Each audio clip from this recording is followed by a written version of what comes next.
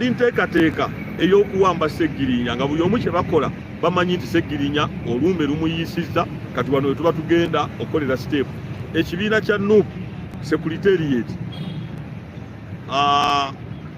Netherland chapter Nuupu Loop babadde bakola bonna kye basobola okubanga bakwatagana. Nze nagambye amazima gajja kuvaayo. Wano walaba Arua mwabirese Nuupu yebirese naye nze Mulyannyama ninawo baddukiza olundi ono abirigamanya abiriga bwe yafa sore siora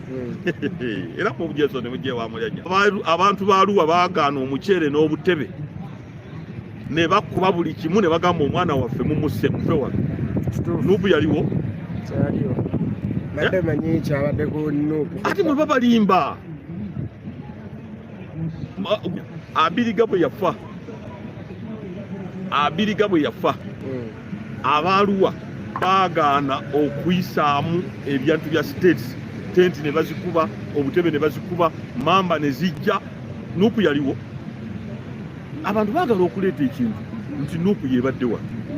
nti Nuupu buli kimu yekikoze Nuupu yekikoze Kyagulanyi yakikoze ekifaananyi nze nkugambye ku abiriga olutalo lwali mu Arua ennaku ezi nga bagamba state tetwagala mulabikeko wano era ne by election bwe yajja baali bakambwe nnyo abantu ne balonda Kasiyano Wadiri si bwe kyali newankubadde Kasiyano Wadiri yali tava mu Arua yali avattereko Kyagulanyi n'asalawo n'agamba waliwo omwana wa Nuupu yali ayagala nze njagala okulaga Kyagulanyi ebikolwa bye nga si bya bulijjo ng'omwana wa Nuupu ayagala waliwo wa DP Kyagulanyi n'agamba katuwono Kasiyano Wadiri seniority Kasiyano Wadiri n'awangula era nga womanyi Lubuto Kyoto n'amutwala olubuto bannange mbagayiridde aleme kuzanyira ku mutwe gwo wakiri bazanyire ku lubuto tugenda kuweebuuka mu nsi muno so ajjanjaba omulwadde si yasika olwo lugero lw'abajjajjaffe owulidde emirundi Kyagulanyi gye yagenda mu kkomera kya Secretary General bw'agenda nze kati kankubuli waliwo we sigenda nga Secretary wange agenze ani aba agenze gavumenti eyina enkola nze ndaba nnyo Right Honorable Nabbanja nga yajja twabaddeewo Omulangira Mbuga gavumenti eyakiikirira oyinza okugamba nti gavumenti yabaddewo so kakati ebyo byebintu ebiri primitive ebikolebwa ate ffe bayitanga abayaayi kati ate abantu be bafuusa abayaayi kyenagamba nti amazima gagenda kwoleka n'ebyo byonna bitutwala mu kalulu ka 2026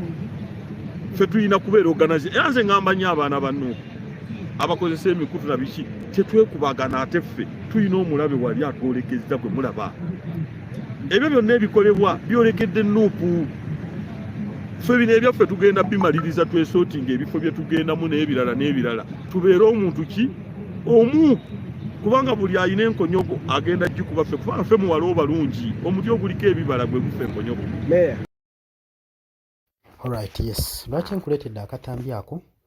awo wennyini we njagala tutandikire. Akatambi ako nkuleetedde olw'ensonga nti bangi babadde batandise okusonga mu National Unity Platform olunweko ebyo byabadde mu kuziika Sseggirinya ng'era bagamba mbu ekibiina kya National Unity Platform kyekyabikoze kyekyabireese mu lw'okuba ba foot soldiers. Kati tukuleetedde akatambi ako okageraageranye abiriga mu Arua nga bamuziika gali maziika ga abiriga mu Arua olabe embeera eyaliwo ate abo abaali bagenze okuziika baali mu ruling party kubanga abiriga yali belonginga mu kibiina kya National Resistance Movement naye olaba embeera eyaliwo okwasa obutebe violence etabaddewo na Masaka. Kati kino nakyo bajja kinenyezani bakinenyeze Kyagulanyi abantu waliwo batuuka ekiseera ne bakoowa ne beetamwa ne beekyawa nga kyebaagala tebakyagala na kuwulira byonnyonnyola tebakyagala kulaba byonnyo kubanga ebikolwa byo byamaze ddo bakakasa amazima go ne byosobola okukola kati baate bakyayagala kulya kiddako okujjako okulaba nga ovuddewo ng'obaletedde ekyabwe kyonna ng'obalisse mirembe. Kati gavumenti kyekyo kyerina okukola bwebanga erina akakkanya abantu erina okusalawo n'ewaayo obuyinza mirembe bannayuganda ne beerondera oyo gwe baagala okubafuga anaatwala eggwanga mu maaso. Kutegeeza nti oli ku Yugi Updates TV kw'obadde osinzira okuba ng'otuwuliriza. Gwe atannatwegattako kkirira wansi waliwo ekigambo subscribe kikooneko, ojja kuba ng'osobola bulungi otweyungako, osobola okuba ng'ofollowinga ku buli kimu ekigenda mu maaso g'omukwano gwange ali eyampuliriza. Mbaagala nnyo, mwebale kwekuumira ku Yugi Updates TV.